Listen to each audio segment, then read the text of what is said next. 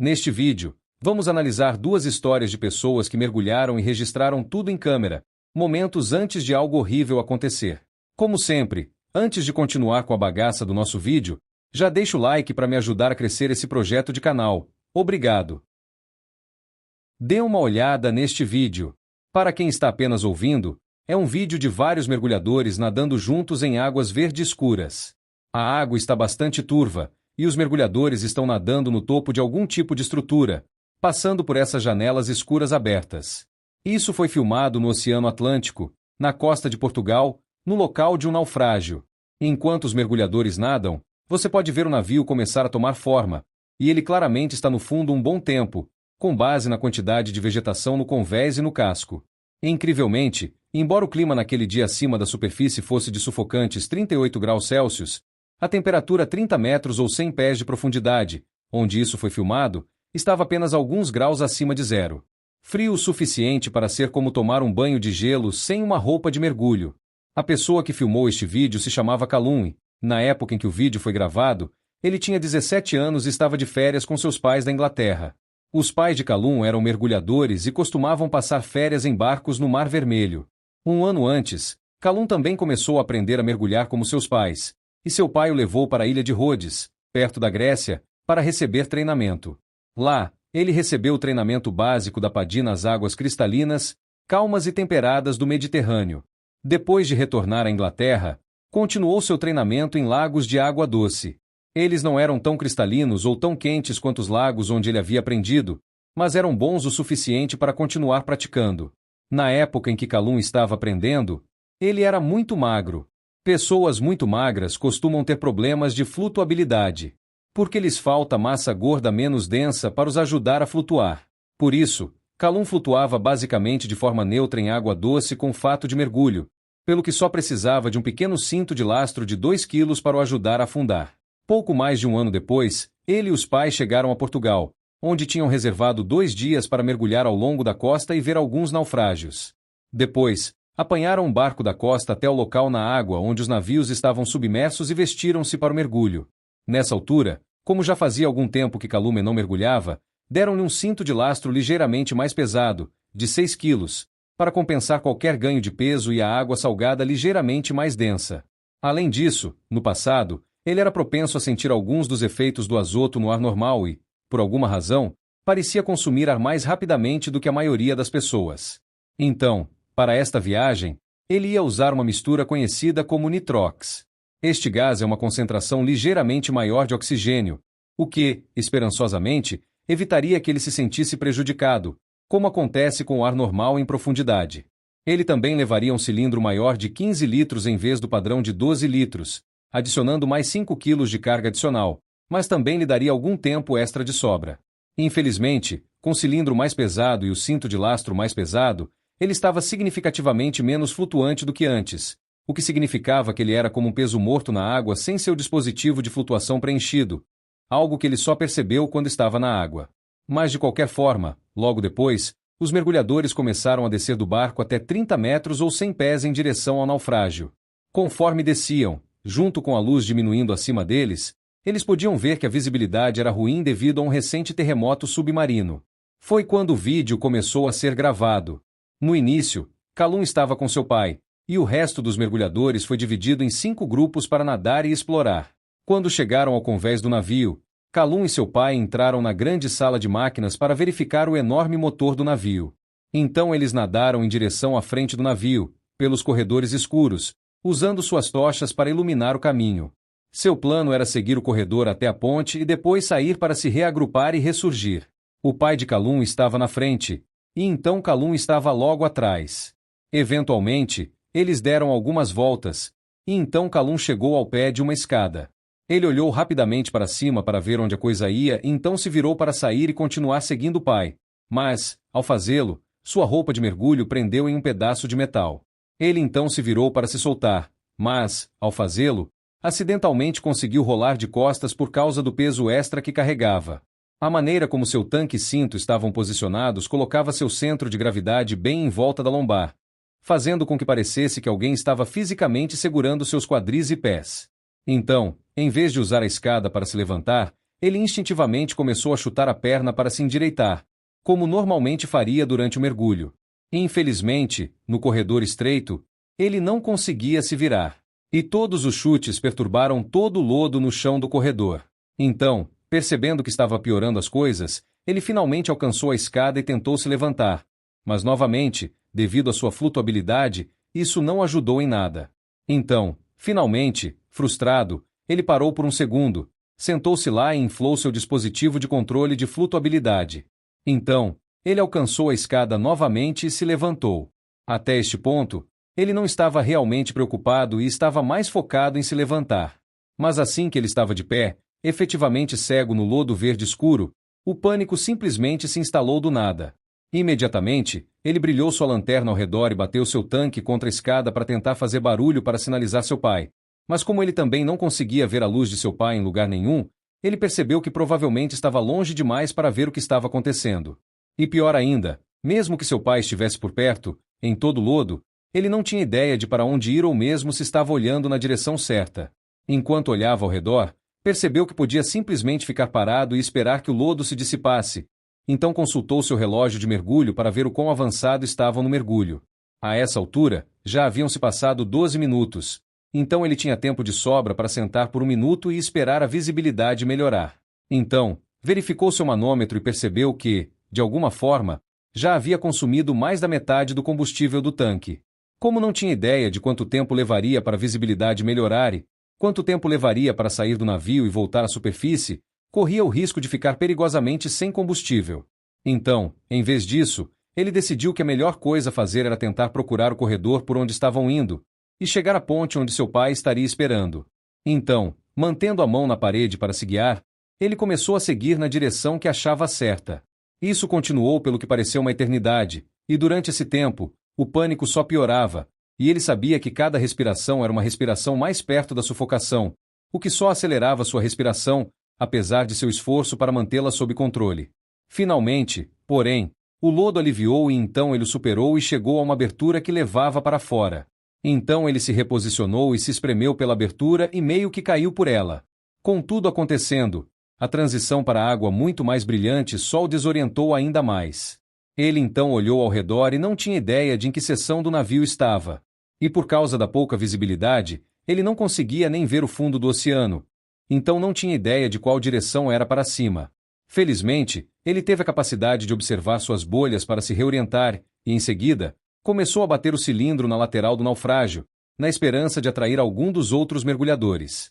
Então, esperou um momento e verificou o medidor de ar mais uma vez, vendo que estava com apenas um quarto do cilindro restante. Se não encontrasse alguém logo, teria que subir sozinho imediatamente, correndo o risco de ser arrastado pelas correntes oceânicas sem a linha para guiá-lo. Como ninguém respondeu ao som que ele estava fazendo, ele começou a subir pela lateral do naufrágio até conseguir ver que estava em algum lugar perto da proa. Então, ele nadou por todo o convés até a ponte para encontrar seu pai, mas provavelmente ele ainda estava esperando por ele lá dentro. Ele pensou em voltar para encontrá-lo, mas desistiu por causa da possibilidade de se perder novamente. Em vez disso, decidiu ir para o meio do barco, onde o líder de mergulho esperava que todos terminassem. Enquanto isso acontecia, ele sabia que a quantidade que ainda tinha no tanque era o ponto em que precisava subir imediatamente para evitar ficar sem. Se não encontrasse outra pessoa logo, não teria escolha a não ser subir, e nem sabia se isso seria suficiente, pois estava abaixo daquele ponto. Felizmente, ao se dirigir para o meio do navio, avistou o brilho mais tênue de bolhas. Foi direto em direção a elas e encontrou um grupo de mergulhadores.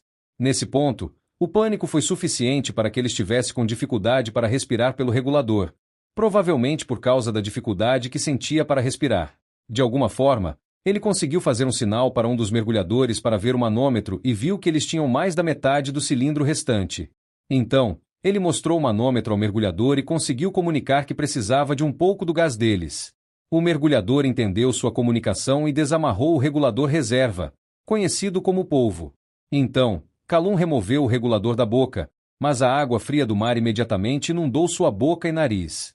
Mais perto da superfície, você pode segurar o ar na boca, mas lá no fundo da água, a pressão faz com que sua boca e nariz inundem quase imediatamente, o que ele não fazia ideia. Isso forçou o fechamento de suas vias aéreas devido a um reflexo conhecido como laringoespasmo. Como você pode imaginar, em meio a tudo que estava acontecendo, isso foi tão chocante que sua mente ficou em branco, e tudo que ele conseguia pensar era em ar, e tentou nadar até a superfície sem um regulador na boca.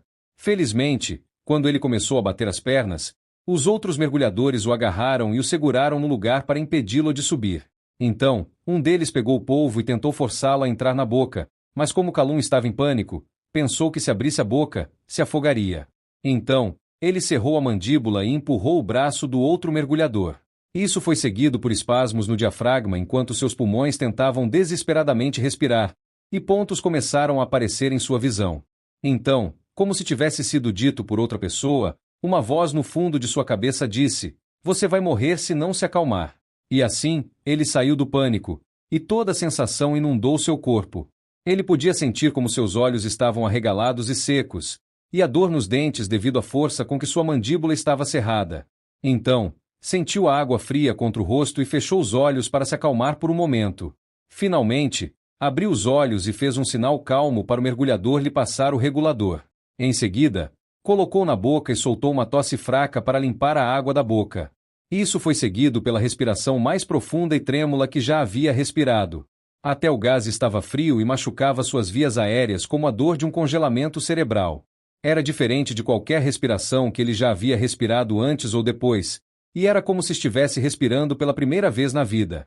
Depois disso, respirou longa e profundamente algumas vezes, enquanto os outros mergulhadores o cercavam e se certificavam de que ele estava bem. Então, quando ele se acalmou, eles se moveram em direção à linha de mergulho para esperar pelos outros. Enquanto esperavam, começaram a pegar mexilhões que estavam no casco do barco, abrindo-os para alimentar os peixes que nadavam ao redor, o que obviamente contrasta fortemente com a situação em que ele se encontrava momentos antes. Então, finalmente, seu pai se aproximou, e ele respirou fundo e trocou para o regulador reserva do pai. Depois, eles subiram a linha sem problemas e até fizeram um segundo mergulho mais tarde naquele dia. Eles ainda fariam mais 2 mergulhos no dia seguinte, embora ele não tenha feito mais desde que voltou da viagem. Há um vídeo circulando pela internet que, à primeira vista, parece incrivelmente fofo e romântico. No vídeo, um homem vestindo shorts de banho azuis, máscara e nadadeiras pode ser visto nadando debaixo d'água até uma janela. Ele então pressiona um pedaço de papel e um saco plástico ziploca à prova d'água contra o vidro, e a mulher que estava filmando começa a rir atrás da câmera. O que o bilhete dizia era: "Não consigo prender a respiração o suficiente para te dizer tudo o que amo em você, mas tudo o que amo em você, amo mais a cada dia." A mulher responde com um au e continua rindo. Então o homem vira o papel e, no verso, escreve: "Quer ser minha esposa? Case-se comigo." Então, ele enfia a mão no bolso do short, tira um estojo e o abre para mostrar a ela uma aliança. A mulher então grita de alegria quando o homem surge e desaparece do campo de visão da câmera. E é aí que o vídeo termina. O homem naquele vídeo é Steven Weber, e o nome da mulher é Kenesha Antoni. Este deveria ser o momento mais romântico da vida de ambos, mas em vez disso, tornou-se o mais trágico. Os dois se conheceram enquanto Steven era DJ, 2 anos antes em 2017, e rapidamente se apaixonaram perdidamente. Steven era conhecido nos círculos de DJs da Louisiana como Steven Real, enquanto Kenesha era uma advogada talentosa, administrando seu próprio cartório e serviço jurídico. Isso pode não parecer uma boa combinação à primeira vista, mas além de suas personalidades se encaixarem perfeitamente, ambos tinham uma paixão por retribuir a sua comunidade, Baton Rouge. Enquanto Steve era um DJ à noite, seu trabalho diurno era no St. Christopher's Addiction Center, onde ajudava pessoas a quebrar o ciclo do vício. Enquanto isso, além de ser advogada, Kenesha era voluntária e trabalhava com várias organizações sem fins lucrativos, que visavam proteger os direitos de pessoas com deficiências mentais e físicas. E apesar de terem vivido no mesmo lugar a vida toda, eles também gostavam de viajar sempre que podiam, explorando o mundo juntos e saindo da Louisiana. O tempo longe do trabalho era muito importante para Kenesha, e havia um lugar para onde ela sempre quis ir. Então, em 2019, com seu aniversário de 40 anos se aproximando, Steven decidiu reservar a viagem dos seus sonhos para a Tanzânia. Steven então reservou seu cachorro para um canil, e os dois partiram no início de setembro de 2019 para essa viagem mágica. A primeira parte foi um safari no continente, e no final, eles se hospedaram no Manta Resort, na ilha de Pemba, na costa. E o quarto deles no resort era nada menos que espetacular. Era, na verdade, uma cabana de madeira flutuando no oceano, mas ancorada no fundo do mar. Nela havia 3 andares. No topo, havia uma espreguiçadeira onde eles podiam tomar banho de sol durante o dia e admirar as estrelas à noite. Abaixo dela, havia uma sala de estar com portas que podiam ser abertas completamente para deixar o oceano entrar. E a parte mais legal era que eles podiam descer 9,14 metros por uma escada até o deslumbrante quarto subaquático. Nele, eles podiam observar a vida marinha nadando através do vidro por todos os lados. Agora, por causa de todos esses recursos, era de longe a parte mais cara da viagem. Apenas uma noite na cabana custou $1.800, mas valeu a pena porque Steven queria que tudo fosse perfeito. E apesar de a viagem ter levado 1 ano para ser planejada, Steven conseguiu manter a parte mais importante em segredo. No último dia, naquela linda cabana, ele planejou tornar a viagem da sua vida ainda melhor, pedindo o amor da sua vida em casamento. Eles fizeram um check-in no dia 19 de setembro e os dois ficaram simplesmente encantados com a cabana.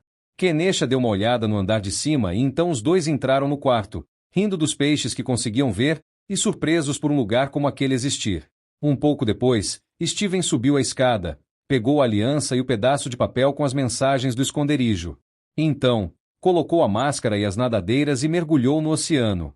Quando Kenesha o viu na água do lado de fora da janela, pegou o celular e começou a filmar. Depois que Steven a pediu em casamento, Kenesha parou de filmar. E então correu escada acima até o primeiro andar para cumprimentar seu novo noivo, mas Steven não apareceu. Então ela correu até o último andar para ver se ele tinha saído um pouco, mas ele também não estava lá. Isso não fazia sentido, porque ela tinha acabado de vê-lo nadando para cima. Ela conseguia basicamente ver a superfície do ponto em que ele desapareceu de vista. Mas não havia sinal dele. Imediatamente, ela começou a gritar, e então gritou alto o suficiente para que moradores e barcos viessem descobrir o que estava acontecendo.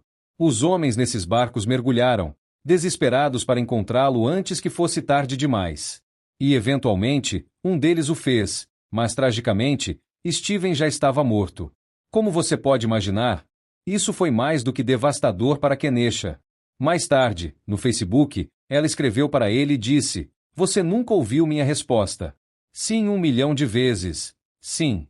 Nunca conseguimos nos abraçar e celebrar o início do resto de nossas vidas juntos, pois o melhor dia de nossas vidas se transformou no pior, na reviravolta mais cruel do destino imaginável." Até hoje, o motivo da morte de Steven permanece um mistério. Uma possibilidade é que ele tenha ficado tão animado durante o pedido que calculou mal quanto tempo conseguiria prender a respiração e desmaiou ao nadar de volta à superfície. Após o ocorrido, Kenesha e sua família deixaram a página dele e as fotos do tempo que passaram juntos na Tanzânia no Facebook em sua homenagem. Bom, e esse foi o vídeo. Se você gostou, comente o que achou das duas histórias. Obrigado.